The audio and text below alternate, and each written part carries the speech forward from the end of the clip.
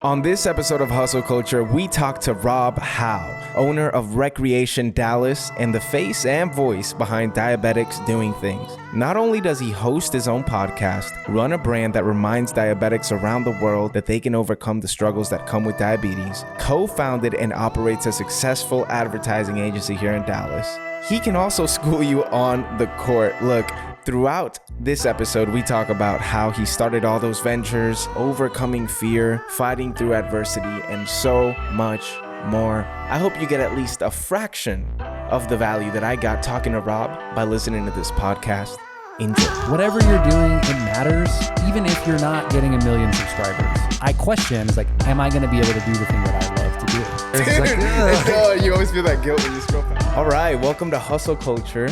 On this episode, I am super excited because if you guys paid attention to the last episode with Leonardo, I had a little introduction kind of explaining the updates, the upgrades, the new location, the new everything. And well, we have none other than the person who is in charge of this building here, the person who's allowed me to come in and set all this IKEA furniture up, and just an overall awesome individual. We got Rob Howe in the building. Welcome, bro. Welcome. I'm gonna call you Tags. Can I call you Tags now? We're close enough? I can do that. I guess. Right? I guess. Okay. All right. Well, if I ever need to dial that back, just let me know. I will. I got you. Yeah, I mean, you speaking of IKEA furniture, you were in here building it yourself. That's when I knew I made the right decision letting you come in here and use the space. But yeah, we're at Recreation, and like I said, I've got home court advantage on this interview. Yeah. But we're excited to host you here, man. And yeah, I love seeing the Leonardo episode in our office down here in downtown Dallas. Dude, I am honored to be here, and it means a lot that you said that. And I think that some context here, just to introduce you a little further. Rob, you and I have worked together on some projects. And of course, they heard the intro, so they know exactly what you do and what Recreation is. But yeah, so we have kind of some, past working together. So I've been able to see you direct shoots. I've been able to see you, in a Zoom call with a strategy of a client that we work on together. I've been able to see so many different sides of you.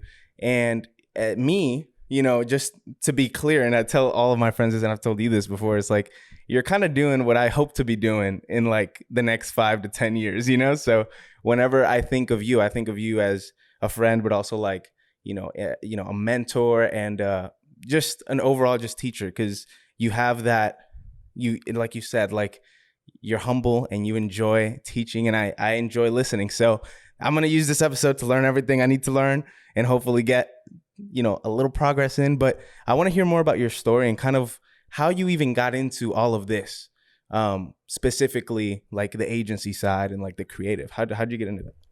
Well, great question, but I want to stop and address the intro first. I wouldn't be where I am today if there weren't people who were going ahead of me in their career, paving the way. And I got to where I am today by standing on the shoulders of giants, and people gave me opportunities, and I was fortunate that a lot of them went really well, or I was in the right place at the right time, or my family had prepared me and put me on a path to do well in those situations. Right. So one of the things that I am really conscious of in my professional life is when I meet people like you, and we met through my good friend Moyad, and shout out Pax, and shout out all the work that he does. Man, he's another guy that's doing a ton of stuff. We got to get him on the pod. I do. But it's always cool to see, people see a little bit of yourself in a younger person who's really striving and stretching themselves and pushing towards building the life that they want. So, you are a no-brainer there. So this has been, and the work that we got to do, I got to direct my first spot with you as the DP. Yeah. And that was a cool moment. I trusted that your vision, as I was also in the spot. So doing a lot of different stuff all at once, I was like, you know what? Andres is the right guy for this job. Let's get him in here and make this happen. And what do you know? We got to do a pretty awesome shoot earlier this year. It was fun. It was great. I had a great time. It was also a starstruck moment for me too, because I've worked with bigger brands before, but it's always the merch of the big brand or the other thing. So being able to work with like an all-star like athlete. You know, it was like super cool. So, and obviously the environment that you guys set up with the crew, with everything, like I hadn't been a part of a thing like that, because you know, if every videographer who's watching, like, you know, that when you're starting, it's really one man band, you know, like it's just you. It might be you and like an assistant, but like that's really as deep as it goes. So being a part of something bigger, I think it's another draw to doing this stuff. It's like you feel like you're a part of something that involves, you know, 12 lives instead of just, I'm just trying to get a check really quick, you know? So It's like, it's way more fun. But well, and I mean, you mentioned we were with Lauren Cox, a WNBA athlete, who, you know, there's only 16, 15 teams in the WNBA. So there are more NBA starters than there are entire players in the WNBA. So that's like, you know, and you can shake your head, right? Like we need more teams. We need more opportunities for women to play sports. But also that group is elite, elite cream of the crop. Right. Not everybody, even the top best college players, not everybody leaves the WNBA. Yeah. There are women who have been playing for, you know, more than a decade who are still putting in work. Yeah. So, you know, to be in that elite class of athletes is really special. So it was cool to, you know, throw diabetes on there too. Like Lauren Cox is in rare territory, you know, like the only person to ever do what she's doing. So, you know, shout out to her for sure. And yeah, what a great shoot. So back up to your question. How did I get into doing what I'm doing now? Yeah. My business partner, Sterling, and I talk about it when we interview people or when we bring people into the agency. Neither one of us started off as agency guys in college. I didn't even know that an agency was a thing. I just assumed every company had a marketing department, and they just, you know, I was like, oh, well, Nike clearly has the best marketing department. So, you know, that's what I want to do. And, you know, I was a marketing major, and I didn't learn about agencies until my last class of my senior year. And even then it didn't really connect with me. And so I got my first job working in the U.S. Olympic movement for USA Boxing, which was awesome. I was a sports management kid. I was an athlete. I always wanted to work in sports, and got a great opportunity with them to do that and be around some athletes who I'm still friends with to this day, which is, you know, just another thing. I love working with athletes and people chasing their dreams. Yeah. And I got to work with some agencies, and I was like, man, this agency had the coolest PowerPoint. They had the best logo. I was like, man, I want to work at a place like this. Oh man. And so when I left that job at USA Boxing to go play basketball, and that was my life stream. And even though I didn't last super long, I like landed back at home in Dallas, and I had connected with some agencies here through my sister. Again, standing on the shoulders of giants. She connected me to them previously, and I did like an interview on a show, kind of like a, you know, early Zoom podcast, honestly. And I called them, and I had lunch with their CEO, and I just like told him, like, you know, I moved back here. I'm not working yet, but he's like, oh, you're not working? You should interview for this job. And that got me into the agency world. And I met Sterling a few years later, and you know, now we're 4.5 years into recreation. Wow. So yeah, here in downtown, you've probably seen it downstairs. Viewers, you don't see this because Andres has this really like lovely curated corner, but the office is a mess right now because we're having to like blow out walls and install new desks, and we got new employees. So I don't know, it's an exciting time here at recreation. And yeah, that's a little bit, I mean, I didn't really even know that the agency business existed. That's wild. That's so crazy. I think that's one of the beautiful things about, you know, college in general, because, you know, I mean, I have so many friends who are like, you know, I go in this way, like they'll do like a major like in psychology, and then they'll realize they're like, oh, I can be like, you know, a kid's like psychotherapist. I don't know the names, but like, you know, I think that's one of the beauties of that. And I'm only saying that because I'd be giving college a lot of slack. Well, you talk about dropping out a lot, you know, and I think like everybody's path is different. And I think now, even like I graduated 10 years ago this summer, but you're like 24. Yeah, I know. Thank you. No, I'm not. But because I also, it's not for everybody. Right. And I think that one thing that we're learning about people, especially as we're, you know, Gen Z people like you who have never not known, that never really had to think or just like not know anything. If something pops into your head and you don't know about it, you can just Google it and or YouTube it and become an expert in like a short amount of time, you know? So for me, like we didn't have that all the time. But you know, college was right for me. I was a guy, and still am a guy that thrives in structure, which is weird when you like, oh, well, Rob's an entrepreneur, owns 2 of his own businesses and is his own boss. yeah, but I also thrived in structure for a long time. And from junior high, especially as an athlete, from junior high to high school, and like even in the summer basketball, AAU circuit, college, pro, I had a coach and a teacher or an administrator or a tutor who was invested in my success. Wow. And I didn't realize that the real world's not like that. You know, until I was like 24 years old, I had somebody who was actively, like, their job was to make me the best I could be. Wow. And when you get into the real world and you get a job, like, your boss is, their number one priority is themselves, and rightfully so. But there's no, you know, so I think for people like me who are athletes and really thrive in that structure of, hey, Rob, this is your job. This is what you need to work on. Come to work every day and knock this out. I responded to that. Hey, Rob, like, make good grades. I was like, okay, well, early on, my parents instilled in me the value to, like, always do your best. And so I was the valedictorian. Like, I was like, so, like, you know, that was an opportunity that I had, and I'm legally bound by the Valedictorian Society of America to tell you that, because no one else cares. nobody gives a shit. That's awesome. And so I have to remind you. Good. But, you know, it made sense to me, and it resonated with me to do my best at whatever it was. So make good grades. Hey, if you want to play college sports, apply yourself. You have the physical tools. This is an opportunity for you. Make this test score, go on this visit, major in this class, blah, blah, blah. Do what you have to do. And you know, it doesn't always work that way. So my talk that I give now when I go speak to people about college is I only learned 3 things in college. And the first one is, for my first day ever on campus, I was in this freshman seminar class, and this guy who's a member of SCORE, which is an entrepreneurial business owner sort of community, kind of like a masterclass thing, and they have chapters throughout the country. Nice. And he was a member, and he was like, so he was this business guy, which you know, I was like, I got to be like this dude. Like, you know, he was, you know, very cool. And he was like, you know, the biggest thing for me that will blow up a deal is if I can tell somebody's not transparent with me, if they're not telling me the whole story, or if I have questions about, you know, what this deal is really doing, or if I don't understand it.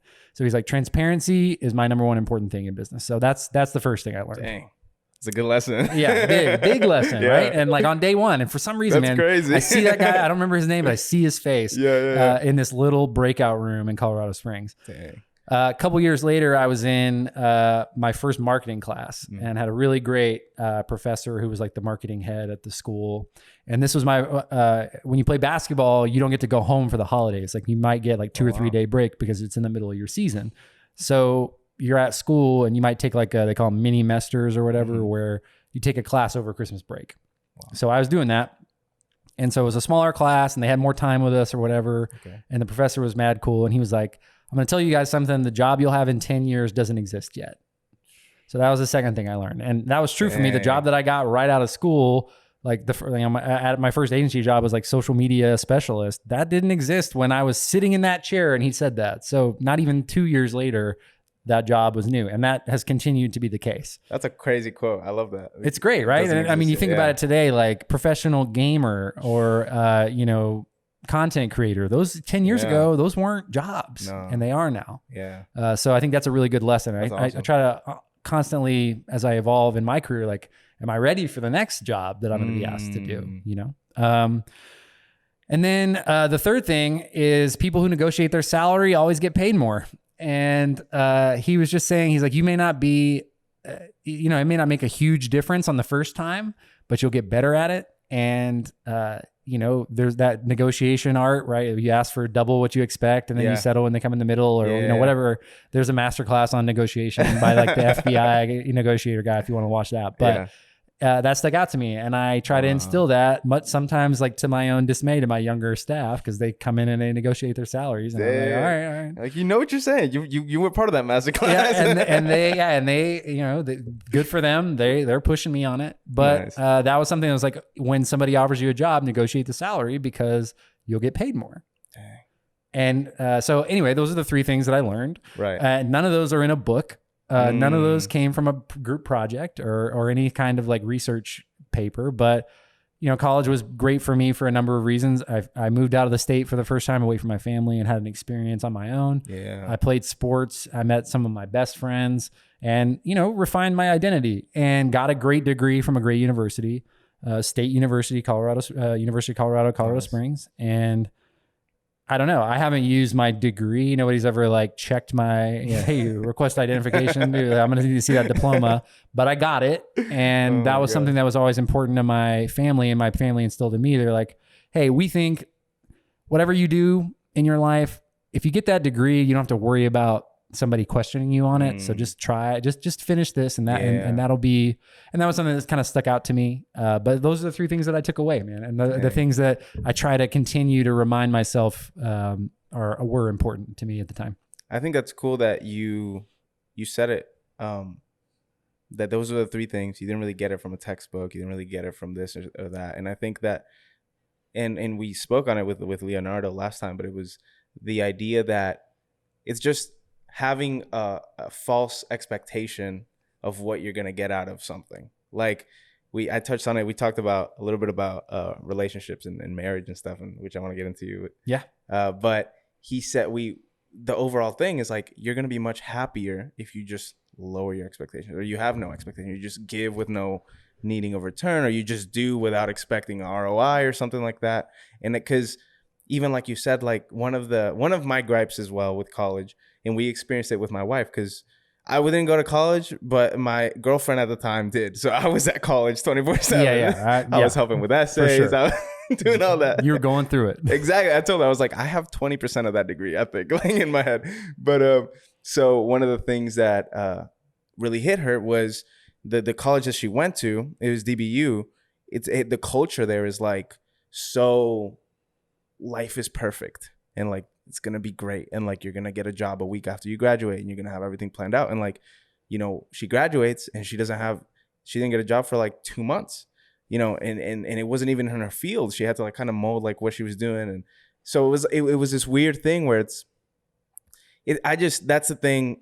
As long as you do it and you go into it, knowing what you're getting out of it, or I guess being open to whatever you get out of it. It just frustrates. He said the best thing he said in that podcast, I think, is like, just if you're going to do it and you're going to get a $40,000 like debt, just don't complain about it after, because you knew what you were getting yourself into when you got yourself into it. You know what I mean?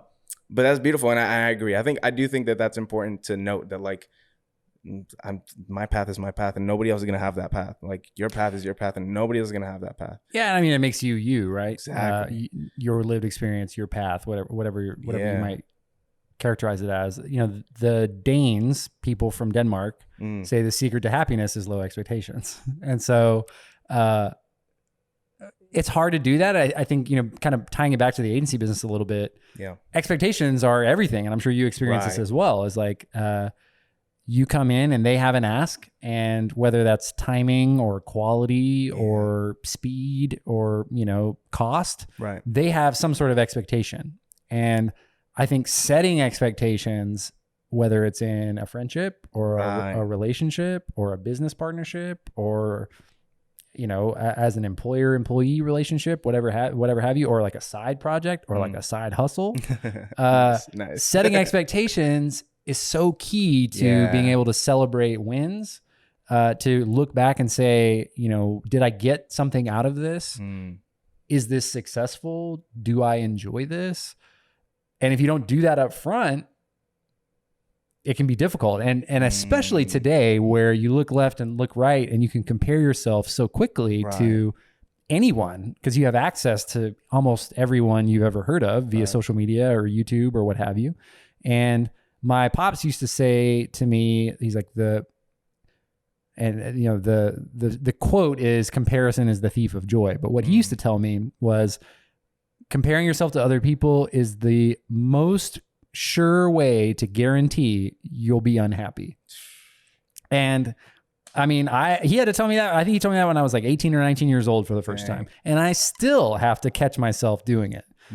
Because comparison is the thief of joy. It'll take everything right out. So when you're starting a project, when you're, or entering a business relationship, or you're dating somebody or meeting somebody, or just in a friendship, or starting a side hustle, or trying to learn something, I think it's really important that you change your metrics, because it's easy for somebody who's just getting started in videography to look at your content and be like, man, this is, I got to do this. And as you didn't start on day one with this setup looking like it does. And so when you produce your first thing, I bet your first video that you produced, do you remember it? Yes, actually, yeah, vividly. So if we pulled it up right now and like dude. graded it, you So would bad. like shake. Probably, it's a negative grade. It's like under 0. Bro, I have done over 200 podcasts on my own platform as a guest on others.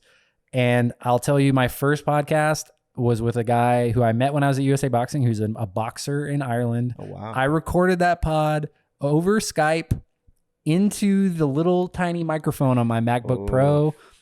It's so fuzzy, bro. It's so bad. I had never been on a podcast, never interviewed anyone. And you know how many people emailed me or commented or have just told me how bad it sucked? Nobody. Yeah. But in my mind, I still am just like, I don't want to listen to that. This is terrible. Right. Even though I have no evidence that that's true. Wow. So, I think that there's a lot of like imposter syndrome or self-talk or perfection. You hear a lot like perfection is the enemy of good or whatever. Put it out there, man. And that's, hustle culture, Gary Vee, that's his thing, right? Like don't obsess over it. Put it out there. It'll get better over time. Yeah. And that's not always true, but I believe in it. It's like, let's stop overthinking it. Let's do this because you're going to look back on where you started and say, man, I didn't realize how much progress I made. Right. And it's often not the gear. It's just your experience and 100%. How, your eye and your, artistic expression in a lot of ways. Like, we didn't all, I think we're so quick and most of our culture is prime now, baby. We can order something and have it on our door that afternoon. And we forget that really great work takes time and energy and effort and failure. And, not like failure, capital F, but just like a couple of just like doing the wrong thing for a little while or learning a better way. And so I don't know. I think back to the topic of setting expectations. When you start something, it's really important to change your metrics. And when I started my podcast, Diabetics Doing Things, my goal was to just help one person. And I said I was going to commit to do 10 episodes.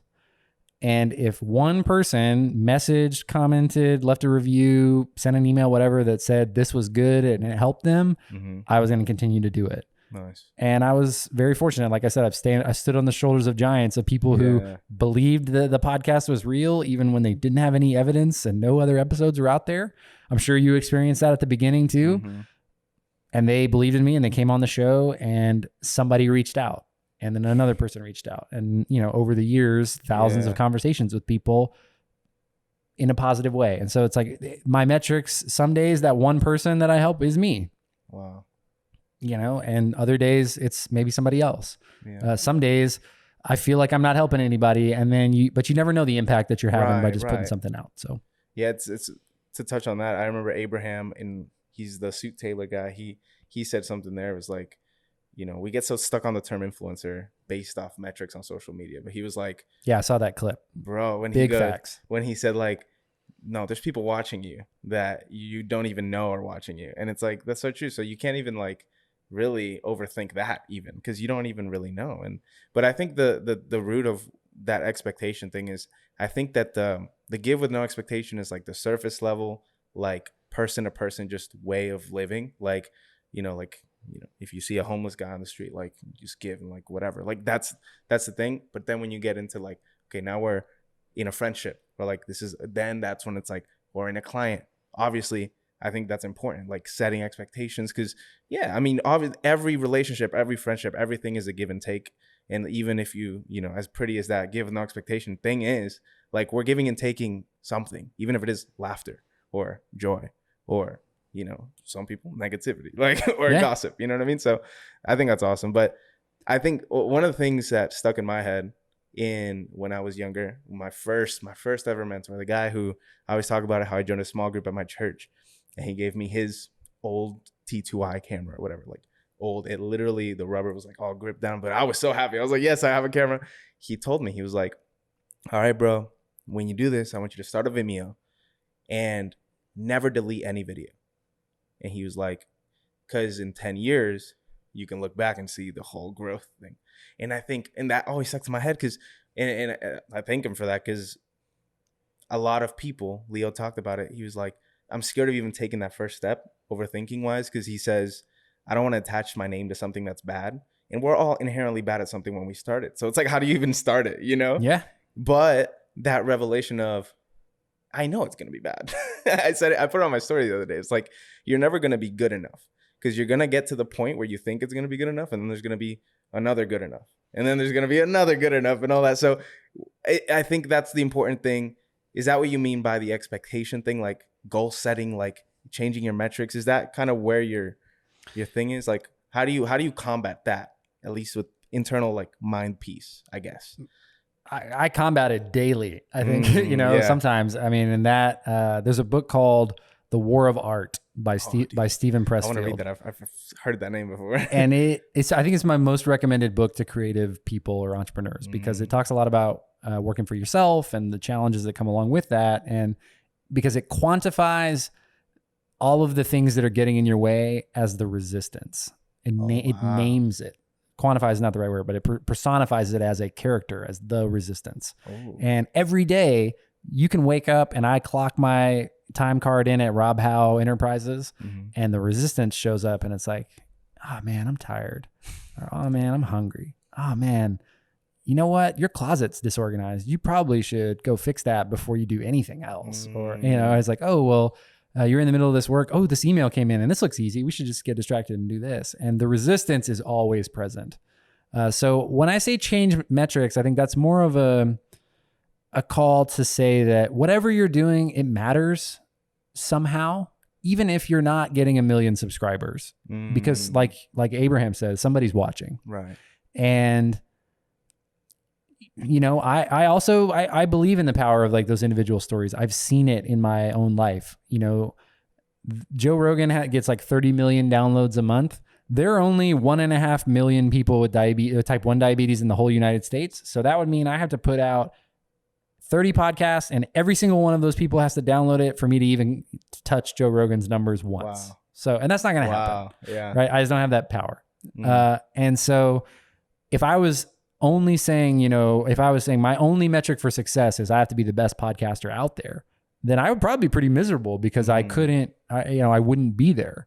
And at the same time, I could say, well, if I just help one person, did I do that today? Wow. And that's a little bit of a more measurable, easier goal. And you might say, well, all right, Rob, like that's, you're letting yourself off the hook, but that you have to do that. You have to celebrate those small wins. Yeah. You go back to, you're not as good on day one. That's great advice that your mentor gave you to, never delete those videos just so you can see and track the progress. Yeah. For me, basketball, when I was 24, I was way better than I was when I was 13. Just because I had 9 years at a way higher level.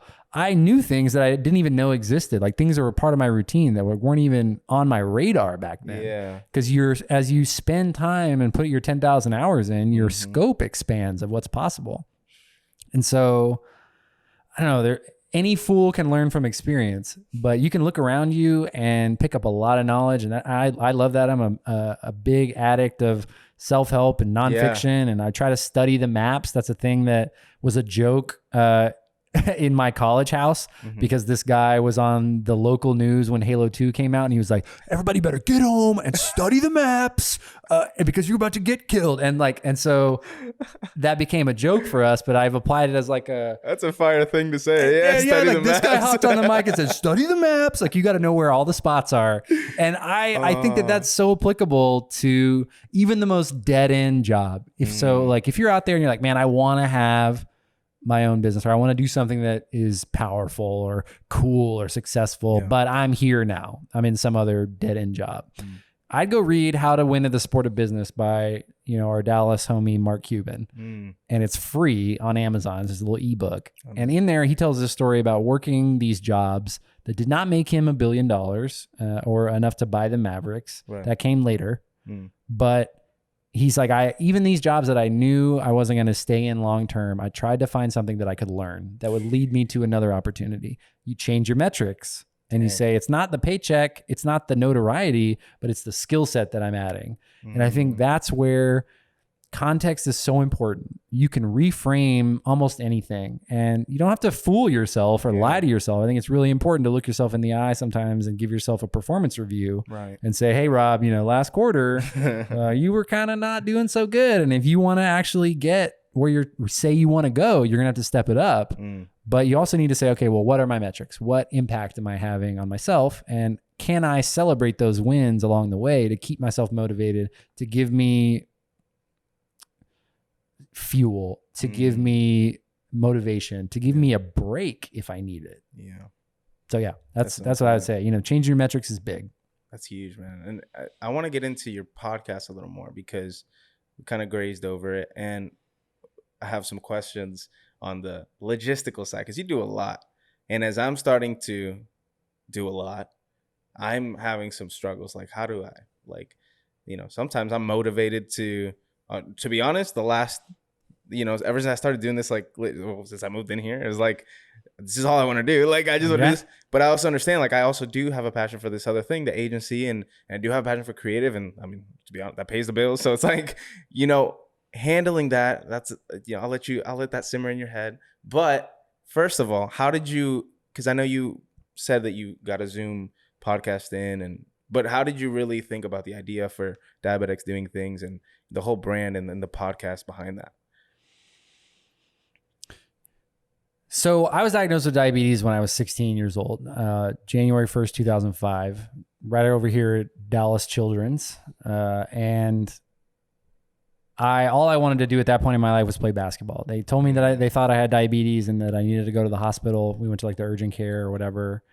And I had the symptoms. I'd been going to the bathroom a lot. I peed 27 times on New Year's Eve. Just and I was so thirsty. So I felt like I was doing good because the athlete in me is like, oh man, coach is going to be so psyched. I'm drinking all this water. This is great.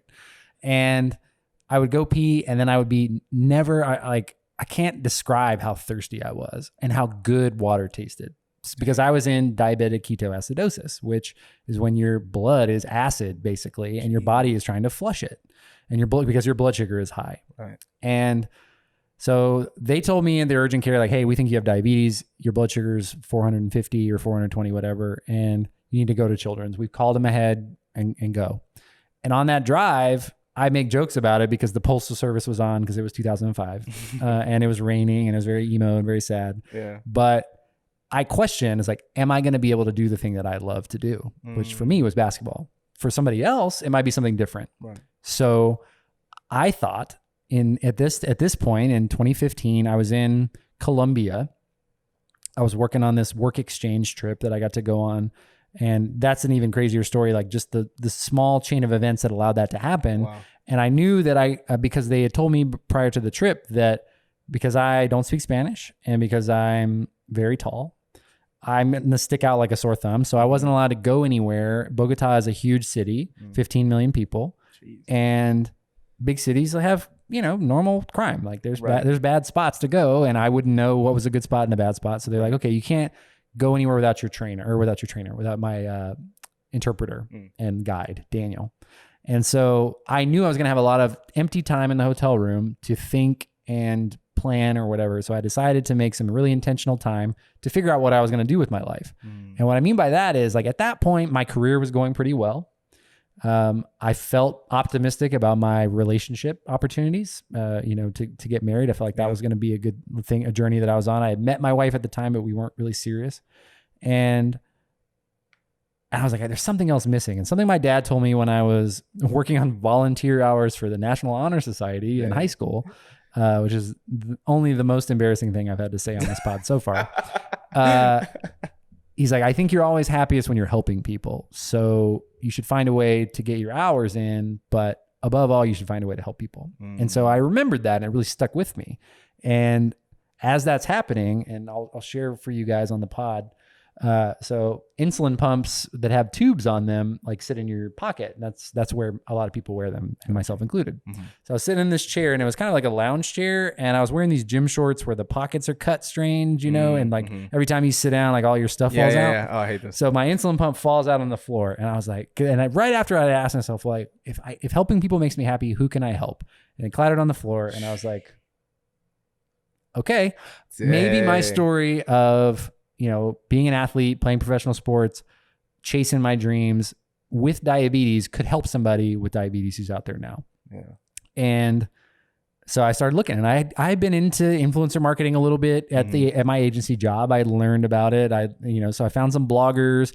There was a couple podcasts, but not a ton. There were a few bloggers, not a ton. A few Instagrammers, What not year that was many. this? This was 2015. So like That's an early podcast. Q3 days, 2015. So yeah, way before podcasts were way harder to put on Apple Podcasts at the time. Yeah. And my friend Ryan, shout out Ryan, helped me out, on the back end of all of that. But I thought, if I found some bloggers and I was like, becoming a blogger sounds like a great way for me to write exactly 0 blogs. Like that's my writer brain. I procrastinate. Yeah. But I love talking to people. And I thought, okay, back to my initial response when I was told I had diabetes was, can I still do the thing that I love? Wow. I bet if I can tell as many stories of people who do the things that they love as possible, that's going to help somebody. Because today you get diagnosed with diabetes and say you're a hiker. You search, can people with diabetes hike? And I've got episodes, at least 3 episodes of people who hike with diabetes.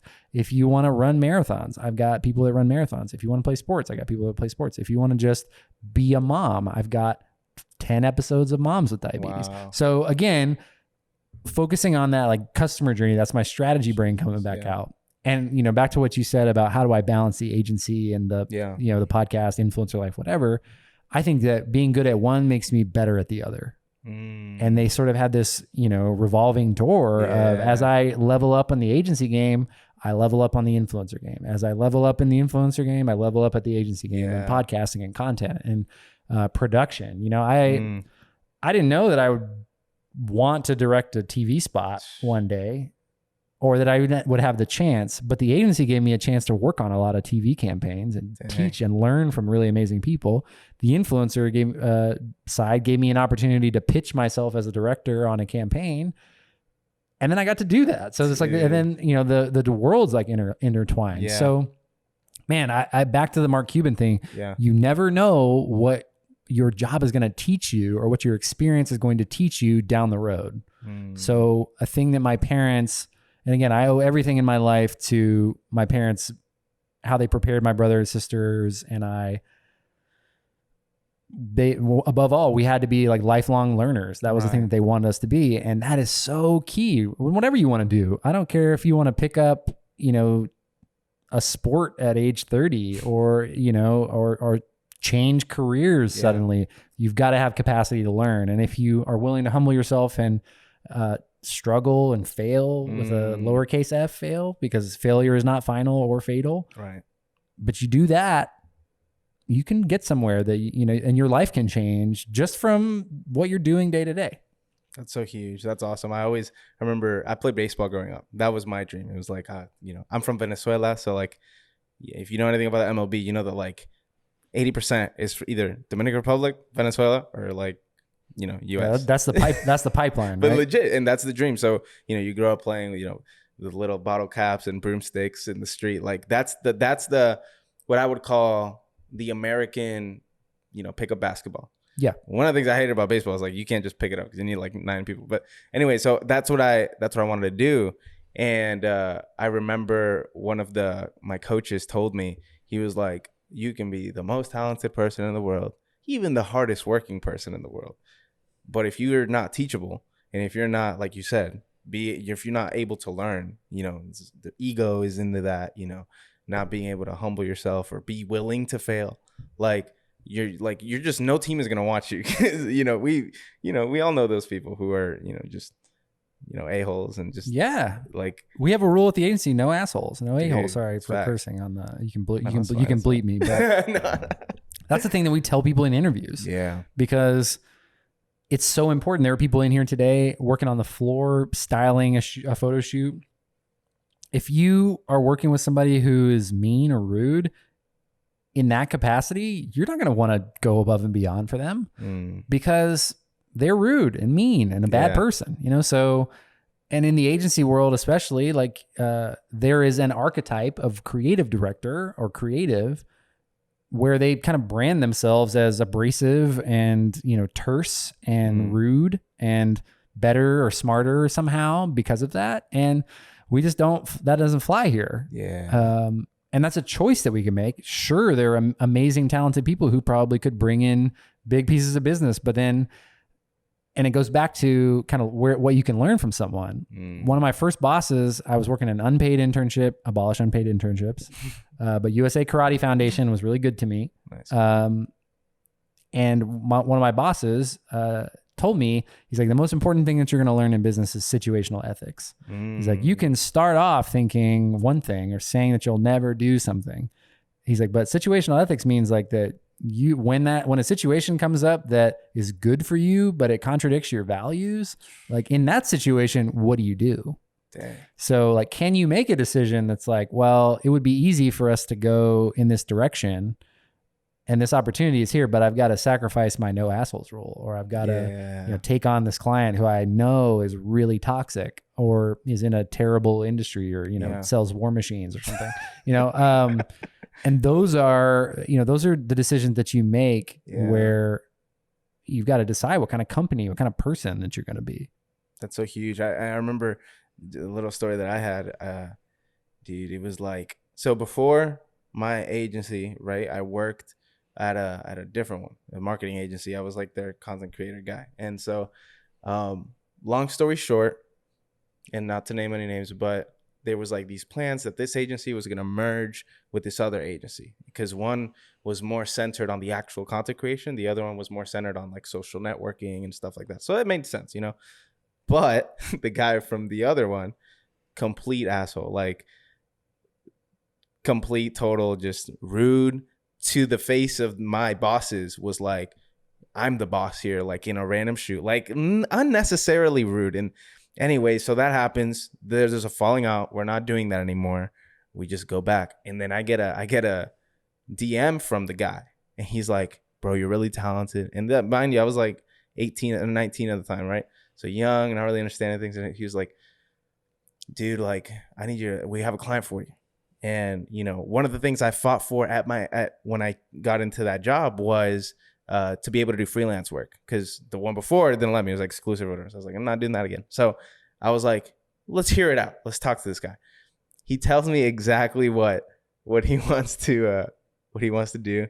And he literally was stealing a client from the place where I'm currently employed at. And I was like, first of all, how do you have the audacity to come to me and tell me you can do this over here and we'll pay you this? And I was like, but it was that thing. It was the situational ethics.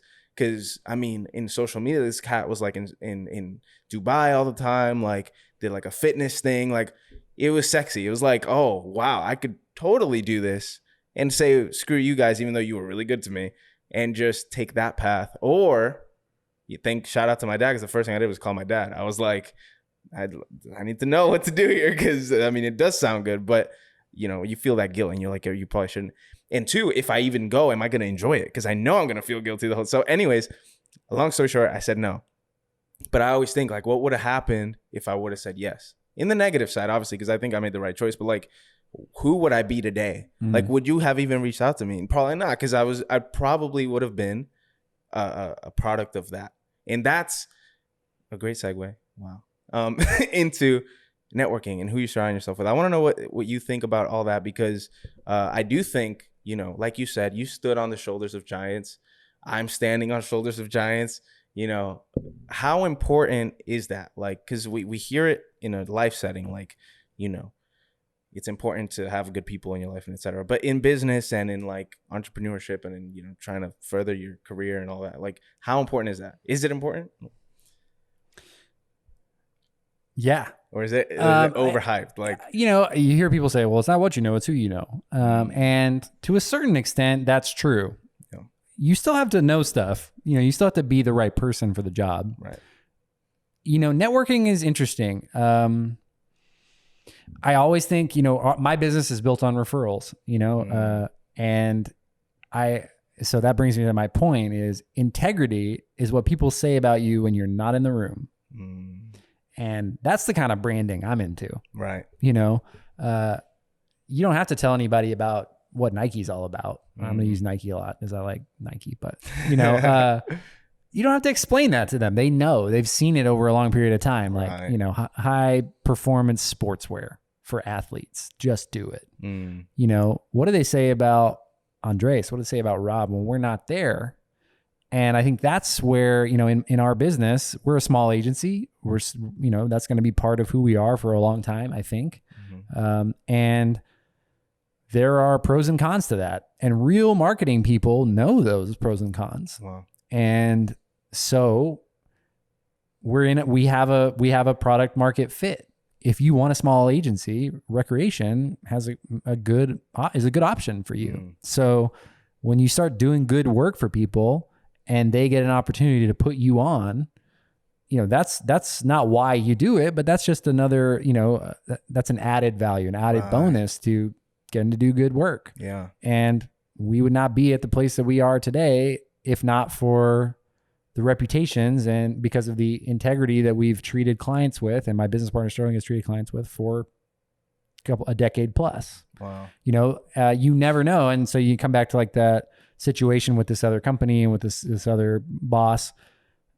You know, if you had said yes to that, that would have burned a bridge with your other guys. What if the next day they got a big project that would have been your dream one to work on? And but they were like, sorry, dude, we know at the end of the day you're compromised.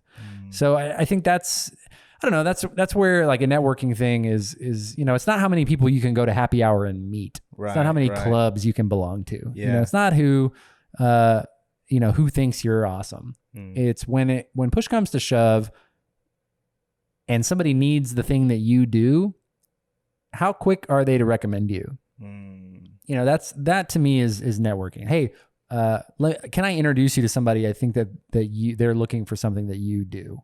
Right. And then you do that chemistry check and it's like, oh wow, this person vouched for you. I know them and I like them. That's the kind of networking that I think is most powerful. It's just, you know, doing good work, not being shy about it, but also, you know, just approaching it from a place of integrity and a place of, I don't know, transparency. Back to that first thing I learned in college, right? Is like, if you're transparent and upfront about it, you set expectations, you deliver, that's a great experience. Right. I think, you know, I pride myself and have for many years on being great to work with. And that's a really simple kind of nebulous thing, but I know that there are worse experiences than what I bring to the table. And so every day, every time I have an experience, I'm like, you know what? I know what the bad experience is like. I'm just going to do the opposite. I'm going to do the good stuff. Right. You know, I'm going to be proactive. I'm going to follow up. I'm going to deliver on time. I'm going to do my best to make this as good as I can, given the constraints. And I think constraints, you know, when you're a young creative, you want all the tools, you know, you want to just be able to, you know, go to the moon and back. Yeah. But I think that the coolest thing about creative work is the constraints, because when you have that little box, those are your expectations, and that's your opportunity to exceed them. That's your opportunity to get real creative and figure out, how do we make this the best we can make it with what we have on the table. Dude, I read this book a while back called Herding Tigers, and it's about this guy who wasn't a creative but was given the task of managing creatives. So it's literally the book on how he learned how to work with creatives. And one of the things that he taught on was he was like, don't think that creatives want total freedom. He was like, the truth is that, you know, having, like you said, constraints, or what was the word he used, parameters, is the best thing. One of the things I think about all the time, and I've been getting compliments on this for the podcast, because they're like, oh wow, you use the same font. And like, there's so many, when you look at entry level podcasts, if you don't have an understanding of branding or marketing, or like, you know, just a random guy who just picked up a camera, like that's something they don't think about, like a brand guide or like a style guide or whatever, right? And it helps me, because now it's like one less roadblock when I want to create. I'm like, no, I just know I'm going to use Kaluna or whatever this font is, or I know I'm going to use hex code, blah, blah, blah, blah. You know what I mean? Like, and that way I can really just focus on, well, how is this going to look like? And in the film world, it's like, that's why there's a gaffer and why there's, you know, a focus puller. So the guy doesn't have to doing the camera, just has to work on the composition. But that's kind of my view on constraints. But for you, you said it earlier, that like you found out about yourself that you work better in a structured environment. And that's just, you know, into college, back to college. But like, what do you mean by that in like a holistic view? Like, is that just how you operate? Like, you just feel better Is the structured environment just a synonym for what you just said, like constraints? A little bit. You also touched on some things that are important to me too, from a podcast perspective, is like having a framework. Oh yeah. You do a great job of that too. Yeah. You know, the untrained eye could look at all my podcast creative and say, it's all the same. And that's true. Yeah. Because I want people to know that what it is when they see it. That's, a branding person would be like, yeah, this is all on brand. Right.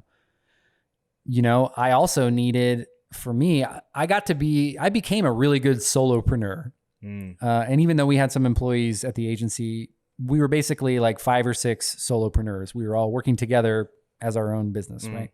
And then I had the podcast where I was a solopreneur. And so I had these systems where if I was fried, or if it was late at night, or if I forgot something and it was early in the morning, I had really clear next steps. So I would finish editing the pod. I would upload it. I would enter the episode name. I would export the creative. I would upload it. And it's like, it just became like autopilot. It was really menial work, but I was able to do it because I knew what the next step was. And I had to coach myself of like, okay, well, I have this list of people. I reach out to them. They confirm. We send them the Calendly link. They book. Like, we have the timing. Like, okay, well, now what times do I want to record every week? Like, how do I block that out with my work schedule? And it's like, I kind of built a little machine, because in order to scale or grow, you have to have framework. You have to hit the same things over and over and over. You got to have space to think. You've got to have time to create. You got to have time to manage. You got to, when you're a solopreneur or an entrepreneur of a very small company, you got to do everything. And I think that's now, where we're now over 20 people, where there's a little bit less of the do everything. And now it's like, how do I empower everybody to do more? And it's a different skill set. And I'm not quite as good at that one yet, but I'm getting there. So I think the framework aspect, the constraints, all that structure I got from reading. I got it from learning. I sought out, and I listened to almost all the Tim Ferriss podcasts for a long time. He was like a big guru of mine. And he talked about competition in one of them. And I was going to bring this up earlier. There was an episode with Terry Crews that I loved. And he was talking about football, because he played, he was a fringe NFL guy, played in the NFL for like a couple years. Oh, nice. And he was talking about the veterans. When you're a rookie free agent, the veterans, like, you're coming in their mind to take their job, and they're going to, do whatever they can to keep it. So this guy like told him to do something that was wrong, and he did it, and he got called out, and he's like, oh, all right, cool. Well, I'm starting over you now. And, so he kind of, and his comment was, oh, doggy dog world, Rook, doggy dog world, Rook. And he said in that interview, that struck me at the time. I was like, yeah, I gotta be real competitive. He's like, and then I zoomed out and I realized, wait, dogs don't eat other dogs. And so that whole phrase is very strange. Like, so, they have to be conditioned to do that. Yeah. That's not a natural thing for them. And so, when I thought about that, it's like, okay, well, why would you start an agency when there's 500 other ones? Well, because dogs don't eat other dogs. There's probably enough for me to make a good agency, to have a good client base and do great work. I don't need to, I want to be the best. I want to have success, but that doesn't have to come at somebody else's expense. And I still believe that. Like, there's a lot of winning culture and win at all costs. And our culture here at Recreation is play to win. And what that means is, like, I like to look at it like the San Antonio Spurs. They went 22 seasons making the NBA playoffs. They only won 5 titles. They won 5 titles in that time, but they didn't win it every year. Right. But more often than not, they did the things necessary all the way through the organization, from the GM and the owner all the way down to the last guy on the bench, to win more than they lost, because they were playing to win. And so that's what we do here. We try to we're not going to be perfect. We're going to lose sometimes, but we're going to get back up because we want to have a winning record. Right. And it's not win at all costs. We don't throw each other under the bus. We don't cut corners. And we also play, because advertising is fun. Working in creative is fun. Excellent. We have great people, just even in the community, people that don't work here, great opportunities to collaborate with amazing people. Even if the project isn't that great, the people in there in the foxhole with you are. Yeah. So we play to win. And at the end of it, we get through, and we got to do great work with great people. And that's our job. That's a win. That's a win. And so it's rare. It's rare. So rare. And, I think that there's a lot of companies that are waking up, especially in the creative world, that it doesn't have to be that rare. No, yeah, 100%. And that you can build and foster a creative environment of people that's inclusive and encouraging and collaborative and unique.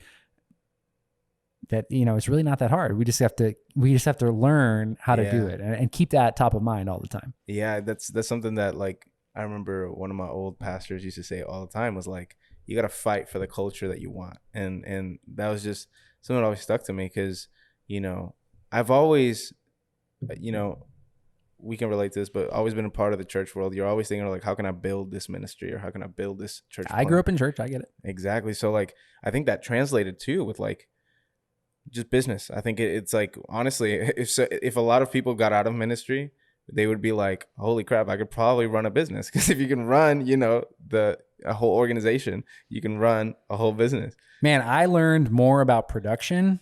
I'm talking about just from running sound during worship team sound check on Sunday morning, getting to church a little bit early, being up in the sound booth, playing in the worship band. Yeah. I learned about rehearsal. I learned about showing up early. I used to say, I think I texted my basketball coach in high school was also a pastor at my church and, a good friend of my family. And I texted him one time when I was like working in events and I was like, honestly, coach, like I learned more about event management, showing up early for like a long weekend at church or like a church event than I did in college during my event management courses. That's real. Because you get in there, you have to learn to set up the chairs.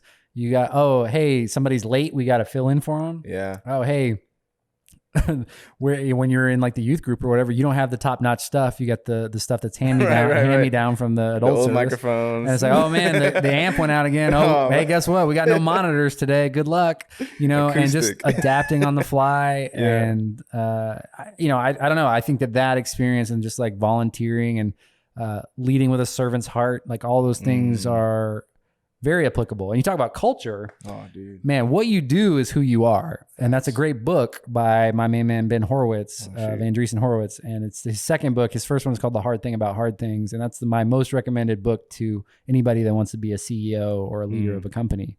But what he talks about in what you do is who you are is culture has to be tangible. And so it's not just like your vision statement or your core values, because in day-to-day interactions, employees don't think about core values. They're thinking about, okay, well, the client has asked me to fly out to see them. Where do I stay? What kind? And so if I'm the employee and no one's told me what to do, but do I go book the most expensive hotel and I ball out on the company's dime? Do I stay in the worst one or do I find one in the middle? And it's like, okay, well, here we talk about being a good steward of our clients' goals. And part of that is being fiduciary or financially responsible. Yeah. So, hey, what do we need from the hotel room? We need a place to sleep and it needs to be clean and safe and it needs to have Wi-Fi because we're going to be working. Right. And it needs to be close to the client's, office so that we don't have to travel around all the time. We find that place.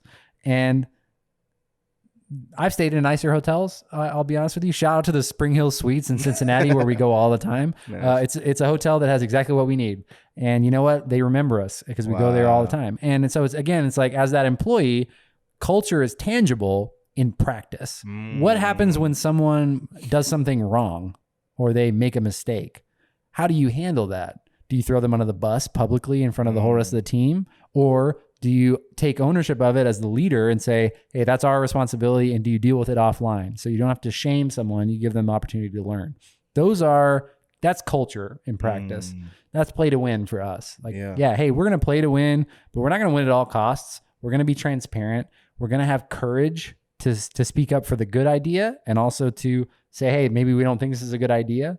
We're going to have candor and believe that the best idea could come from an intern or the highest paid creative director. It doesn't matter. The best idea wins. Yeah. And we want to be that kind of culturally strong agency. That's so dope. And the tangible thing is so important because like you said, there's so many, I've been a part of places where it's, here's our vision board. here's our mission statement. This is what we tell the public and stuff. But then when you, like you said, there's people throwing people under the bus. There's, and that's the key though. Cause when you think culture, you might think like just like that's the bare minimum. You know how you talk about like structures and stuff, like you said these little steps, but you can choose to excel when you're doing the creative part for your podcast, when you're like doing like whatever, the mixing of like the sound, you can choose to just do it and just bare minimum it or just excel. And I think that having that standard of like, no, culture, to make it tangible, to make it to where you can see it and where you can feel it. Because that's another thing that I keep talking about here. It keeps popping up. It's like, there's this weird voodoo thing between business and life where like people think that like, and I love that we've talked about like integrity and all this stuff because it's so important. As I'm realizing, as I'm growing, it's like, there's no difference between business and life. Like the truth is when you're talking to a client, it's just like you're talking to your friend or like, obviously, but what I mean by that is just like you have to be kind to another person that you're new to seeing, like it's the same thing and it's the same morals. And like you said, I think there was an era, and I think it's cultivated by like Hollywood and like culture like that, and people want to recreate that in different cities and different communities or different, like in the agency or whatever, where it's like it's okay if you're good enough, if you're actually really great, you can be this asshole or you can be this like no integrity. Your character doesn't matter. But separating the art from the artist kind of thing. Exactly, and I think that honestly, I think the creation of social media and just people who are great being more personable and more approachable. Like the fact that I don't think of Will Smith as like this mega star because of his TikTok is crazy. And I think that's forcing culture in general in the United States and in the world to be like, nah, you just can't be, you can't be like, I don't know the whole story. I don't talk about it, but like, for example, Ellen, I know she was just rude to everybody on her set or whatever. Like that's all I know, but like that doesn't swing anymore. Toxic workplace culture, right? That doesn't slide. And I don't know. I just think that's important to talk about. Yeah, man. Cause I was going to say, there's the other side. There's like the Will Smith side where you've got this like delightful, hilarious, somehow. He's literally the most mega stars of the mega stars. Yeah, like a Hollywood elite for the last 30 years, right? He's had some really terrible movies lately, but like absolutely Hollywood A-lister in every capacity, right? Shout out the one with the twins. It's a terrible movie. I Gemini Man, I didn't see that, but I knew it was going to be bad. I was so pumped. I was like, I'm a Gemini.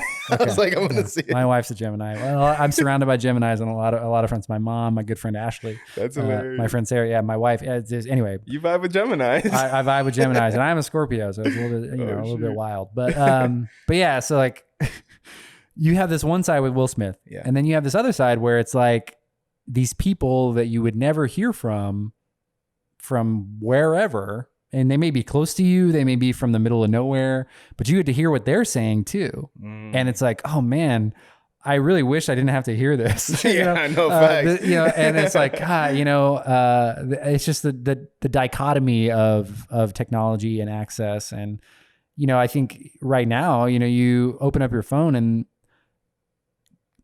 access to parts of the world that I'll never go, and I'll see these terrible things happening. And I think it's like, on one hand, it's great that there's awareness and, hopefully something being done because of it.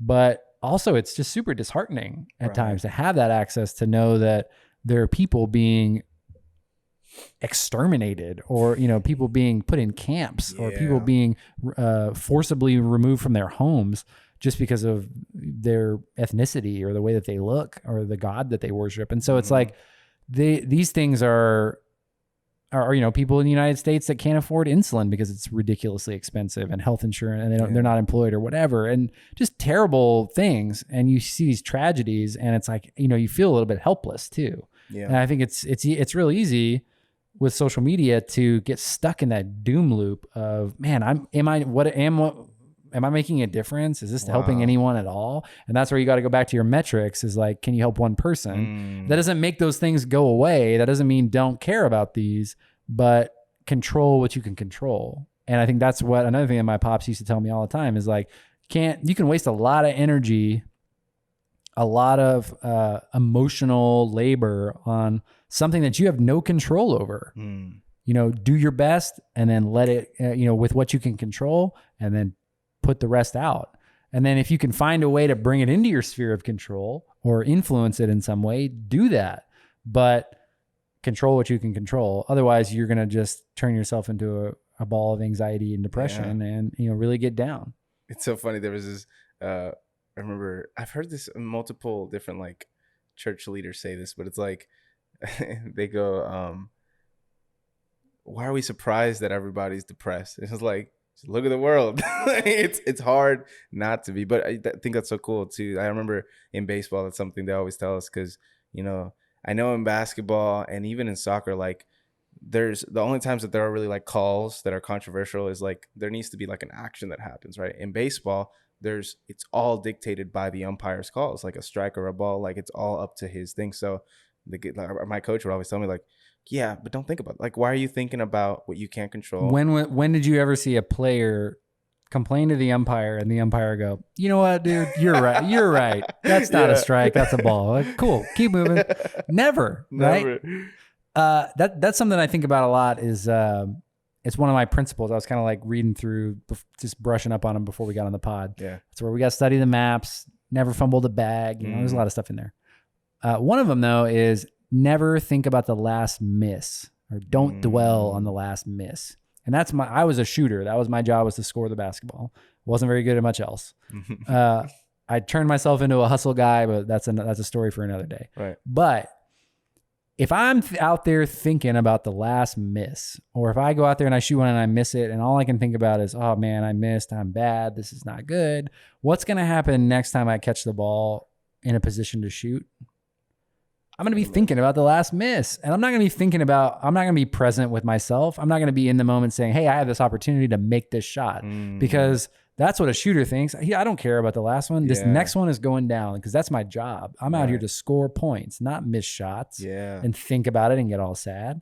And again, that's not to say like go out and do whatever you want and don't worry about it. But go out and do your job. And if it doesn't work out, like keep trying, keep applying yourself, get into your principles, get your feet set, get your eye on the target, follow through, finish strong, all these things that are basketball terms, but are also super applicable to your life, and I think you have to be your own best advocate, especially when you're starting something out, because nobody's going to do it for you, especially if you haven't made it, I'm sure, you're going to blow. I have full belief that this podcast is going to go as far as you want to take it.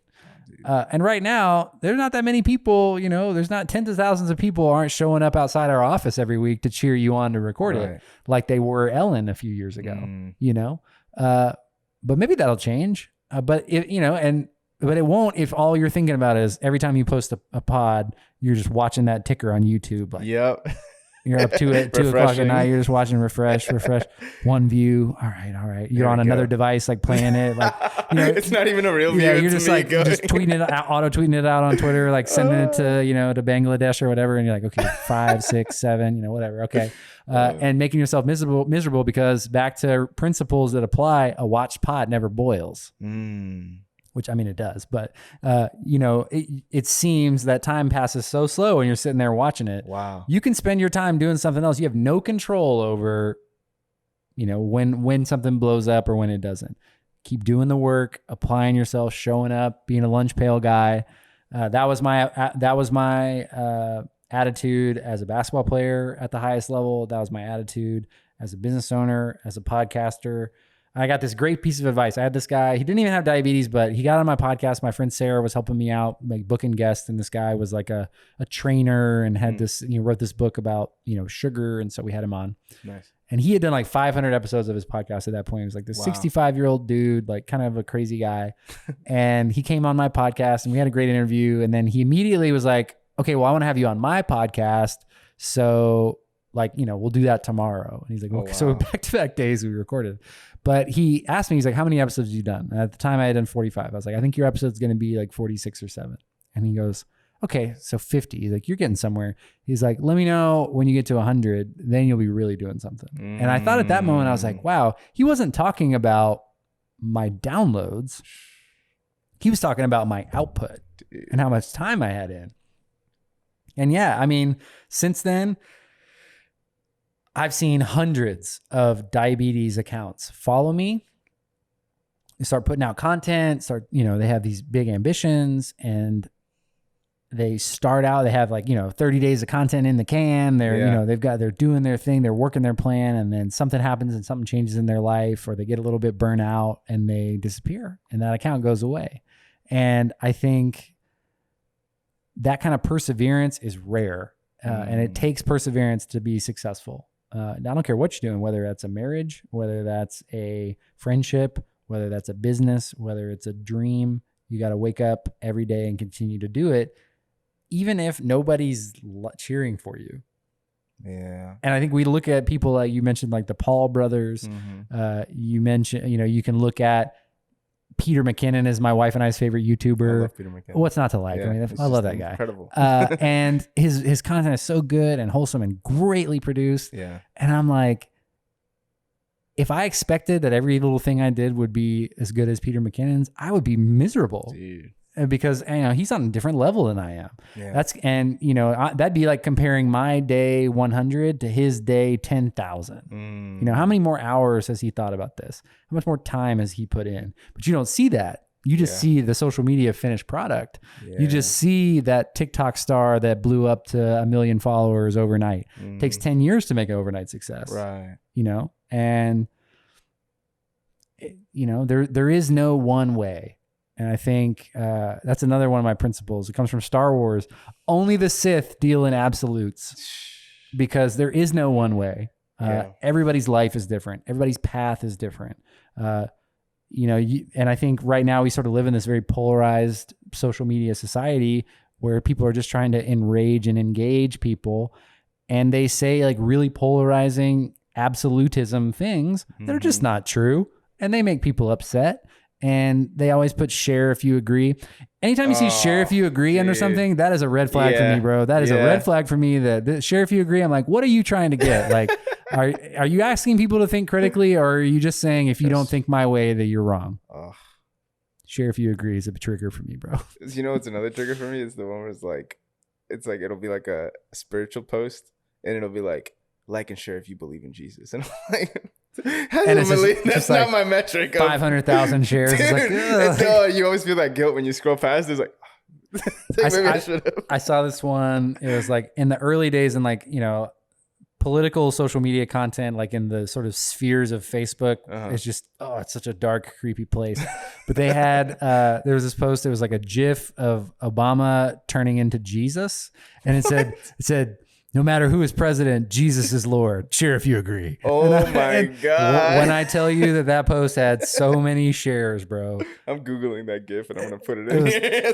Unbelievably just corny and and honestly, taking advantage of people and preying on their, preying P-R-E-Y, preying on their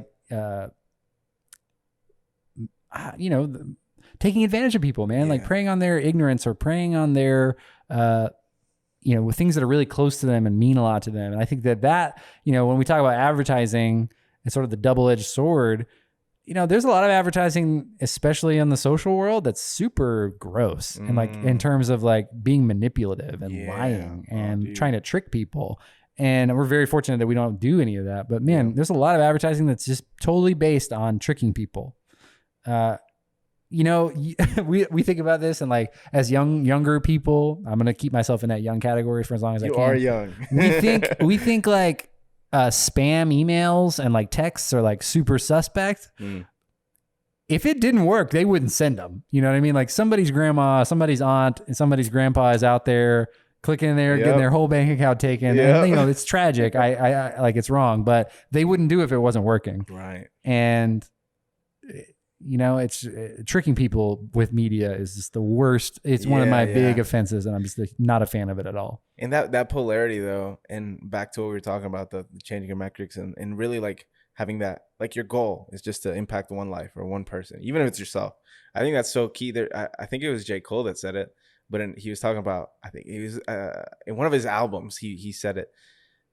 He was like, all you mumble rappers are cool, but I'm going to be here in 20 years. You're not. And I think that's so applicable to the way people are even portraying themselves on social media, as a whatever extremist on this side, like, okay, what happens when the world goes back to the place where it's not that way and it is about rational thinking? And I like to talk about that a lot, and I know there's a lot of people talking about that because, I mean, to be honest, there was an election year, there was a crazy presidency, there was a crazy, so many social movements that happened. So I feel like there was so much that happened that created or kind of did this, but that's going to die off. And the only people who are going to continue to grow or just really just be still standing is going to be those people who are true to whatever their thing is, whatever their goal is, even positive or negative. As long as you stay consistent on that thing, you're going to stay standing. But it's like, yeah, I love that quote. It's like, no, like, you mumble rappers, like, you're doing this just to get hot, and you're eventually going to cool down. Then what? Well, let's talk about this because I want to touch on this because you mentioned it earlier. Your pastor said, like, when people say they're depressed, like, duh, like, look at the world, and what I would say to that also on the counterpoint is, like, we just lived through as a society collectively, or maybe not. Many people have died. Right. One of the worst times in modern history, like, it was the worst economic contraction since the Great Depression, which is all anybody ever talked about in an economics class, was the Great Depression. So a big deal. The 20s, I remember. And then we had this global pandemic. I'm not sure if you've heard of it. And 600,000 people in the US alone died, and millions worldwide, shut down the world. So everybody was inside and spending a lot of time with themselves. And I was lucky. I had my wife, and I'm sure you felt the same way.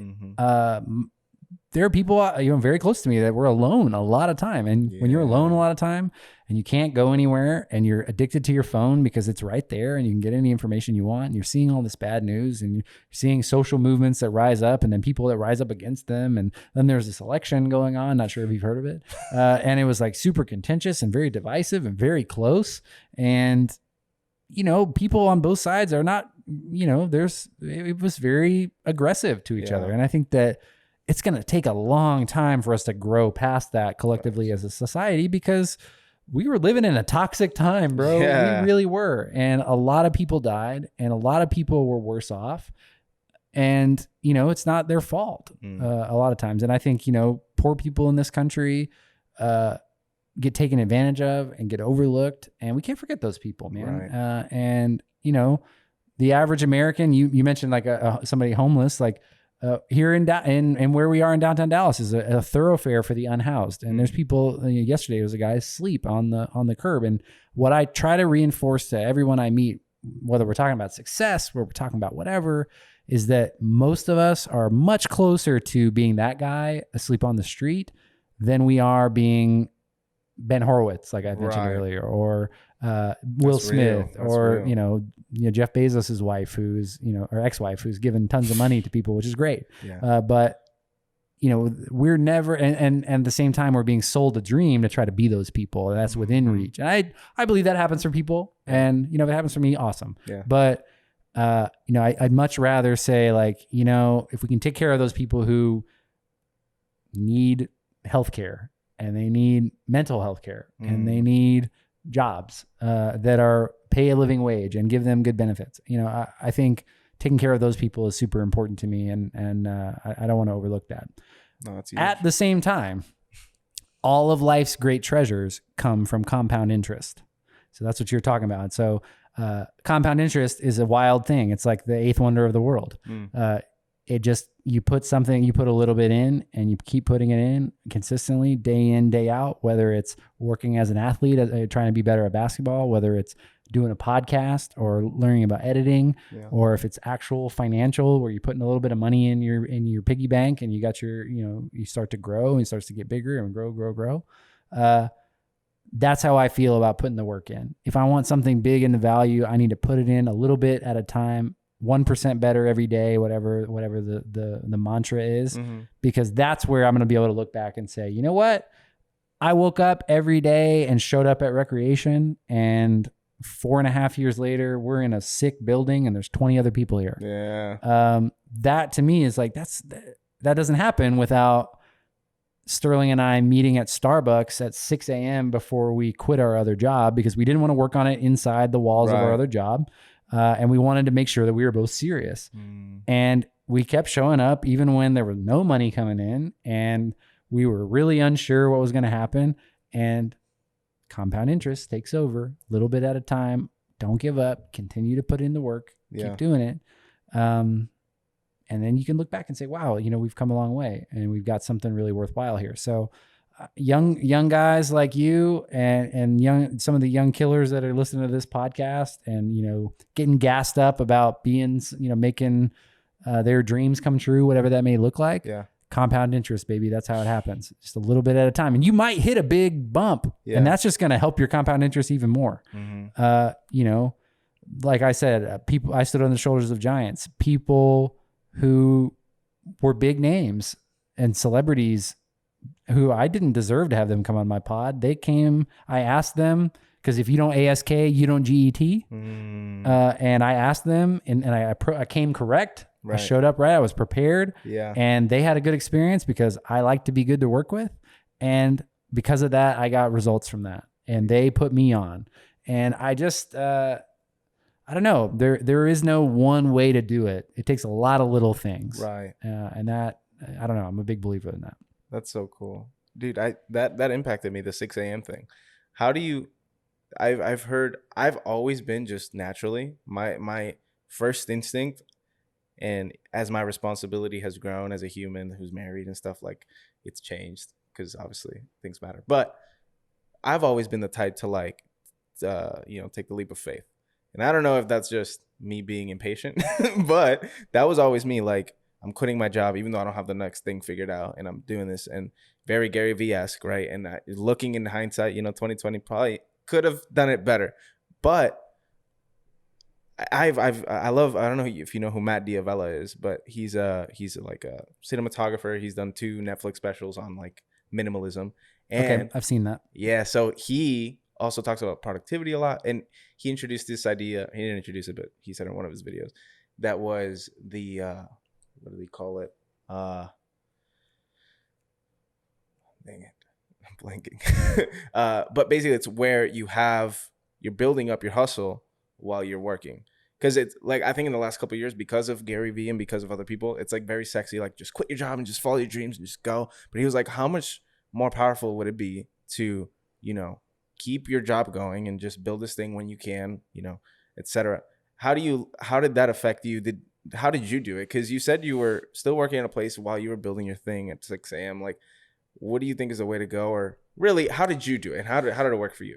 I mean, I admire people who quit and just go balls out, just both feet in. Hey, we're damn the torpedoes. We're going for it. I admire that. That wasn't the way that I did Diabetics Doing Things. It was kind of the way that we did Recreation. It was, and I got it from Steve Jobs, who, is the predecessor to the Gary Vee generation, right? Yeah, he talked about, he didn't think it made sense for people to quit their jobs until they had a real business, and otherwise it's just a hobby. Right. But you treat something like a hobby, you're going to get hobby results, So for me with Diabetics Doing Things, it was, I think I took a full day off work to build the website when it was like almost done. I needed to like really get down. I worked at a coffee shop. I was doing it at night. I was doing the recordings on the weekend or after work hours. Not because I was afraid, but because I needed it to be separate. I didn't want my work to suffer. That was important to me. Right. And then when we started Recreation, it was more of we realized that we needed to make a change, and that it had come to the point at that company where our vision wasn't aligned with the ownership group. And if we were the managing partners, so if we couldn't make decisions and then we weren't aligned with the direction, then like, what were we doing? We were the highest ranked people, Dang. So, but it was really important to me because even though it was a tough ending, that place had been good to me. And I had a lot of experience there. I had a lot of good memories with people and done a lot of good work.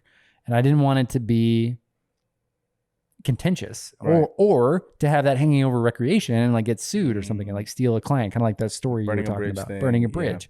Yeah. And, it's hard to quit places, especially when, feelings get involved and you go start a competitor. I understand that. But, I was like, for me, I had, I have diabetes. I need money to pay for insurance and to pay for medicine. And so I was like, okay, well, I'm going to stock up as much as I can of my medicine and my supplies to get 6 months of runway. Nice. And then I need a little bit of money to pay bills. And so it was basically like, hey, we have 3 months of money and 6 months of diabetes supplies, and whichever runs, if it runs out while the business is running, then I'll have to quit. And we got real close, real close. And if not for the kind heart of a woman here in Dallas named Chris, who gave me some insulin, I could have been in real trouble. Wow.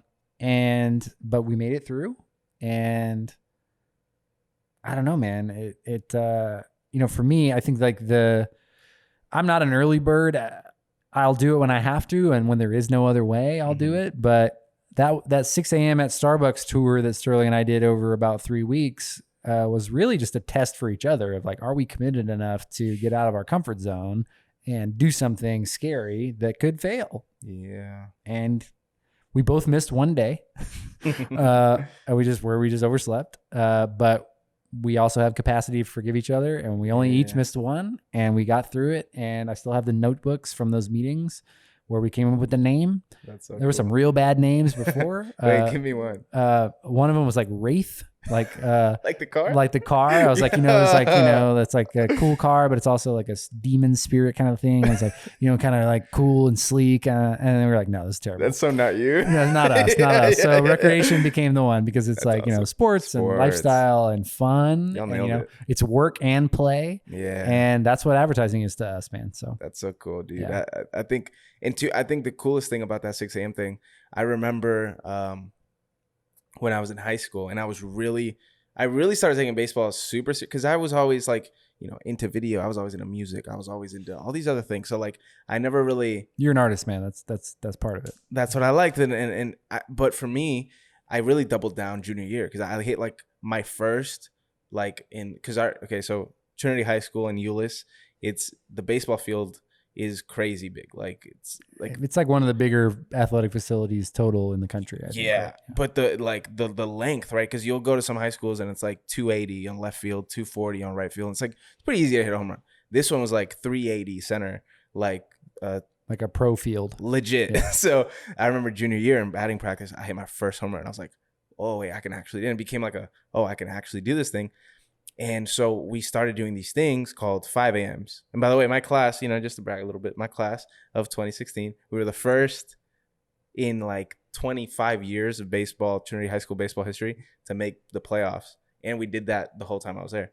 Really not because of me. I made varsity like my senior year. But, I claim it, you know what I mean? Yeah. That's your squad. But we did the 5 a.m.s, 5 a.m. workouts. And the big thing that he said, and this is where it's all leading to, discipline, I think two things that are super undervalued today in culture, just as a consumer of things that are being said, is discipline and how important that is, and time, just understanding, like you said, the compound interest. Like, how important is it that you were who you were at 24 playing basketball than 13? Like, I think, but back to the discipline thing, I think that 6 a.m. thing for you guys was also proving to yourself that you wanted to do it, and that was really a thing for you, Yeah. I mean, it's funny how games work in your mind, and like challenges work. Something that I wish I could like wire myself to do, and maybe this will spur me to do it, is like, I'll back up a little bit, but, I suck at waking up in the morning. I hate, like, alarm goes off at 6. The first thing I'm going to do is a snooze. I'll snooze it 6 times before my wife is like, we're getting divorced if you snooze that one more time. I can relate to this so much. At the same time, I know, like, in my mind, in my heart, I know that if I wake up and I work out, or I do some writing, or like I take a cold shower or something, like that's the hardest thing I'll probably do all day. So if I can start my day with the hardest challenge, the rest of it's going to be smooth sailing. It makes the rest of the day the most productive. And at the same time, I just can't do it. But maybe that'll be it. But I don't know. I want to back up because I was thinking about this earlier about jumping in with both feet or starting your side hustle. At the end of 2017, I'm kind of a guy that works on rhythm. At the end of the year, I like to take inventory and what do we accomplish? Blah, blah, blah, blah. Right. I don't do it as much anymore because now I'm old, but I did at the end of 2017. And my line I came for myself was banish fear 2018. That was the line. I wanted to have a line. I was speaking that over the year. 2017 started my own business. Did like 50 podcast episodes, started to have a little success. And I was like reading all these literature and listening to these podcasts of people who were like, fear is the enemy and it's just lies in your brain. I was like, cool, banish fear 2018. Well, February 2018, my dad got diagnosed with colon cancer, stage 4 colon cancer. And I remember in the back of my mind, banish fear. And my dad passed away shortly after that. We had about 90 days with him after that diagnosis. It was totally unexpected. Wow. It was the hardest thing I went through in my life. But I remember every time I got down on myself after that, I was still like, banish fear 2018. Like, I'm not going to let the circumstances that I find myself in derail me from the purpose that I want in my life. And I also would hear my dad's voice be like, because he wouldn't want that either. So again, everybody deals with grief in their own ways. And there are cycles, and I've been through the therapy, and my bank account can absolutely vouch for it. Ouch. But working through that and remembering, like, I set that intention in 2018 to banish fear, and the opportunities that came as a result of that got me to where I am today.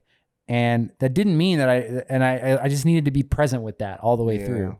And sometimes when you set a goal or you set an intention, immediately things will come up to derail you from it. That's the resistance, back to the war of art. 100%. The resistance shows up every day, whether you show up or not. And you can work all day and slay that dragon, and there's no parade the next day. The villagers don't come out. No, the dragon comes back, and you got to fight it again.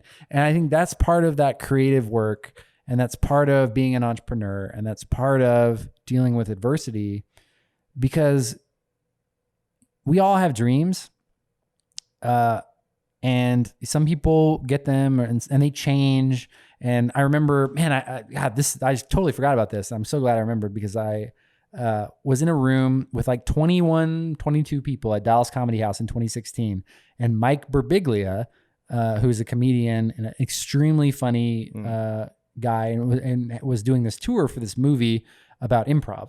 And it was called, I don't know, Don't Think Twice or something. I don't know. It was the movie I didn't really enjoy, but he came and he talked to us, and he was talking about the movie. And the movie is about people on an improv team in New York, and one of the team members gets invited to be on SNL and makes the cast and becomes an SNL cast member. Wow. And it deals with all of the feelings of the people who got left behind, and how their relationships change and how their life trajectories change.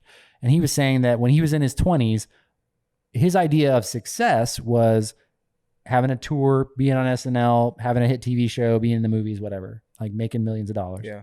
And he's like, as I got into my 30s, my metrics for success changed. And I had good friends and a great relationship with my family. And I, met my son, and was like, my idea of success changed. Yeah. And I have seen that happen for me, because at the time I resisted it. I was like, nah, not me, dude. I'm gonna be, I want to be in the bright lights, and I feel myself. And my good friend and our first employee at Recreation, Andrew, was also in that meeting, and we've talked about it a couple times since, and our lives have changed dramatically since then. Wow. Because and we're not any more or less successful. Neither of us are on SNL, but our metrics for success changed. The way that we looked at success changed. And you will go through the same thing, and so will anybody else out there. So again, back to that 2018 where I'm banishing fear, my metrics for success changed. Just being able to banish the fear to get out of bed and go to work when the phone wasn't ringing up here, and my dad, my best friend, was gone. Yeah. I had to change, my whole life changed. I had to change the rhythm of how I lived. And the start, though, every day was banish fear. And if I hadn't, those steps were ordered probably. You start to think about fate and all these other things. And it's like, if I hadn't had that mindset, would I have been ready for what challenges were coming in front of me? So I would say to anybody who's experiencing hardship, do what you can during a day, shut it down, and then do it again the next day. There's a great poem. I'll butcher it, but it's like, you've done what you can. The day is done. You've done what you can. Some things went right. Some things went wrong. You had some hangups. That'll be fine. Wake up tomorrow and do it again.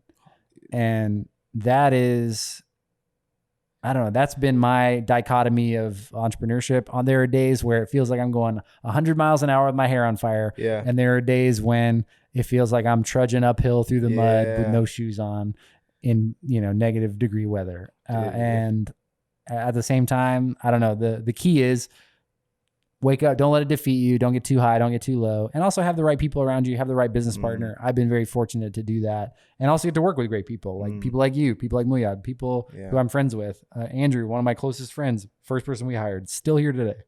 That's crazy, dude. What a cool life. I love that. What you just said, banish fear and just get up the next day and just do what you want to do. That, because for me, I mean, one of the biggest life challenges for me has been, I don't know about you, but you as someone else who was an athlete and did an athlete life, and then obviously changed a little bit when you stopped doing it. My thing, dude, I was like peak physique was like 192, like 8% body fat, like crazy dope. Like in high school, senior year, I kind of slacked a little bit. But the thing my eating habits were horrible.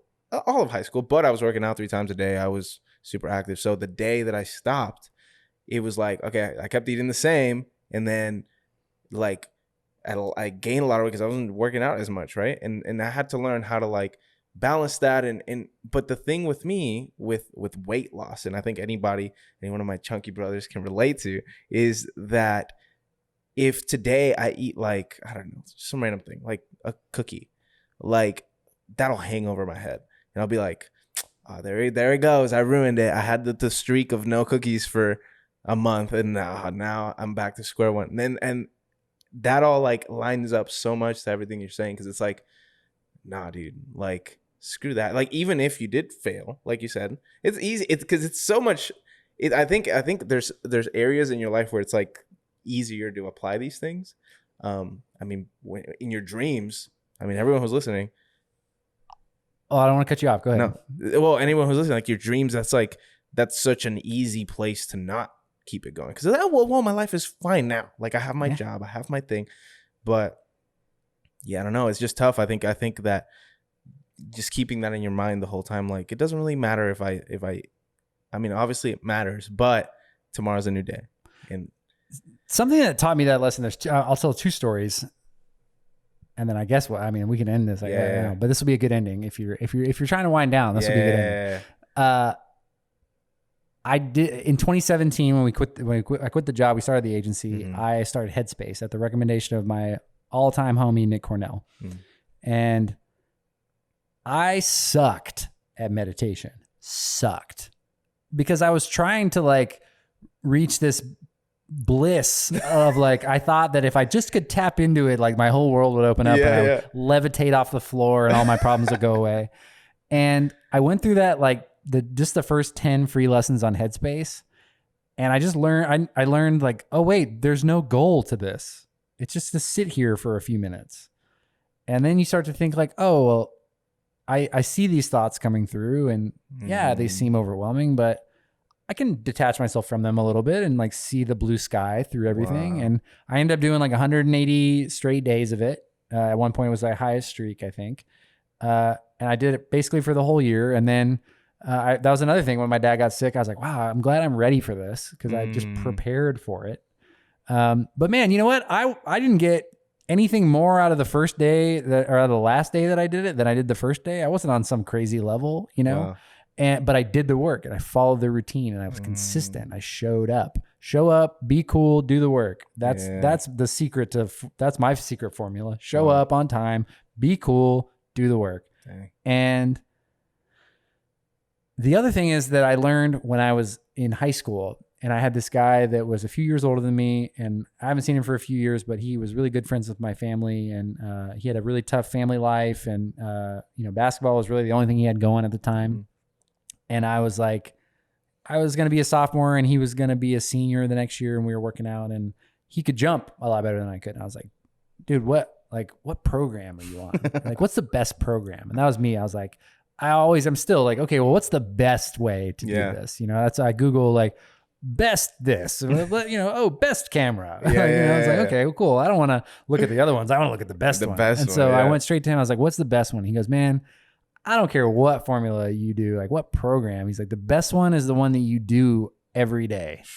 The best one is the one that you do till it's done. Damn. And I was like, at the time, I was 15, 16. And I was like, oh, sick, dude. But I'll never forget that. And like, there's plenty of other really important stuff in my life that I'll never remember. But that sticks out. On that day, we were at my friend Zach's house, and we were like at a place I'd never been. I just worked out with them. They were older guys, and I was just asking for guidance. I'll never forget that. It's the program you do is not the important thing. It's that you do the program. So whether it's weight loss, whether it's business, whether it's, success, whether it's dunking a basketball, whether it's, finding the right life partner for you, or, answering whatever calling that comes through, it's the one that you keep doing. That's the one that that's the best one. The one that you keep showing up for. Dang. Well, on that note, keep showing up, keep killing it. Rob, thank you so much for being here. I really appreciate it. I really appreciate it again. I want to tell you to face, because I said in the last episode, but it's not the same. Thank you for allowing me to do this and for allowing this to happen. Because, talk about resistance. When the whole sham that went on with my last place where I was at, that was some resistance. And, it took some pride, letting go of some pride to post, hey, I need a new place. That was my resistance. It was like, everyone thinks I'm doing this podcast and it's cool and all that, and it's growing, and it's like, but now and you coming is like, it helped me so much, man. Tell me a little bit about like the struggle to post it, because I'll give you a response afterwards. But you had to swallow a little bit of pride. I literally tried everything in my power I could to figure out another space before having to post that. And I don't consider myself a prideful dude. I really do think that I'm naturally, but still, there was just this one thing, like, I don't want people to know that it's like, it's not going according to plan. I know I said that we were going to end this, but my freshman year of college did not go so well from a basketball standpoint. I really wasn't ready. It was up a level, but I finally had some success midway through the season, and my coach and I still weren't getting along. We had a kind of a tough exit interview. But that summer, I don't know how my dad did it, but he somehow got me into IMG Academy to do this awesome basketball training for like a month. I'm sure he paid way more money than my mom probably knew about. And at the end of that summer, it was like, I had a great summer. I got a lot better. I learned a ton. I like really learned how to work. I really learned what it was like to be a pro. And I started to carry myself and my work ethic and my habits like a pro. And in my exit interview there, I'll never forget, the camp director was like, Rob, you've had a great summer. What are you going to do when you go back and nothing goes according to plan? And I gave the PC answer. I was like, I'm going to put my head down. I'm going to work hard. And he was right. It didn't go great for me right away. It took another 2 years really for it to go in a way. And even when it was like at the best, it wasn't like awesome. It still was work, but what are you going to do when things don't go according to plan? So what you had was something that didn't go according to plan. Right. And I'm sure it took a lot of pride, but if you don't post that, I don't know that you need the space, and I couldn't give it to you. Yeah. So you don't ASK, you don't GET. And sometimes like, I know that feeling of like, it wasn't in your brand plan to need a space to record for this podcast, right? Like that didn't fit your ideal image, but you got to get out of your comfort zone to get yourself to the next place. And the universe opened up and it conspired to give you what you needed. Yeah. Not only had I saw that and I was like, okay, I need to reach out to Andres. I put it in my to-do list, but my wife saw it and sent it to me. She's like, you should let Andres use your office. Wow. I was like, I already got that on my list. So again, like you never know who's out there cheering for you, who can give you something that you need when you need it. And I love, for me, it's good marketing. I get to have cool people come in here and we get to have the place, you got this, little setup in here. People ask, the employees ask what's going on here. I'm like, oh yeah, this is where Andres records Hustle Culture. Check it out. Dang. So you never know when you can turn a negative into a positive. All you got to do is be vulnerable enough and brave enough to ask. Jeez. Well, I don't know about y'all. My mind's been wrecked throughout this whole thing, and I've learned so much. And I say at the beginning of every podcast, it's like at the intro, I'm like, I hope that y'all get at least a fraction of the value that I got.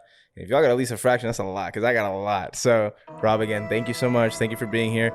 Please, I want to take this. I always do this. Let them know, where to find you or what you're doing. Yeah, man, I'm very online. I'm Rob Howe 21 on Instagram. I'm diabeticsdoingthings.com. You want to learn more about me, just Google Rob Howe Diabetes and you'll find me. All right. Recreationdallas.com. There it is. Yeah. Sorry. Woof. Very deleted. Yeah, there's a lot of websites. But yeah, recreationdallas.com. Sterling just got mad. Yeah, he just texted me, hey, listen to your interview. Sucked. Well, that's been another Hustle Culture episode. I'll see y'all next time.